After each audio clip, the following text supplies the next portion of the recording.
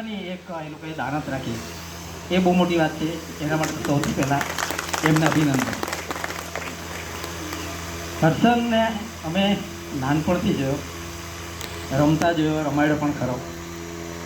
એમના પરિવાર સાથે પણ અમે ખૂબ નજીકથી પરિચિત, અને એ ક્યાં ભણે છે, શું કરે છે, એ વિશે પણ અમે માહિતગાર હતા જ. એજી ગામિત સાહેબે એમના ફેસબુક પર એક પોસ્ટ મૂકી, પ્રાઉડ મુમેન્ટ કરીને. હમણાં જ મેં પૂછ્યું કે ગામિત સાહેબ, આ પીએચડીનો સબ્જેક્ટ શું છે? કારણ કે સબ્જેક્ટ ખરેખર પીએચડી કરતા સ્ટુડન્ટના બહુ લાંબા હોય છે. સિમ્પલ નથી હોતું. ચાલો આ ખુરશી પર પીએચડી કરી શકાય, આ સોફા પર કરી શકાય, ફોટા પર કરી શકાય.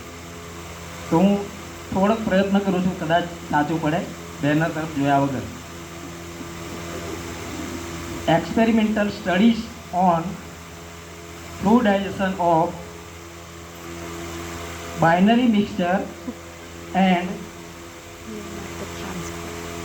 pneumatic transport. Am I right? આવો અર્થ થાય છે એનો.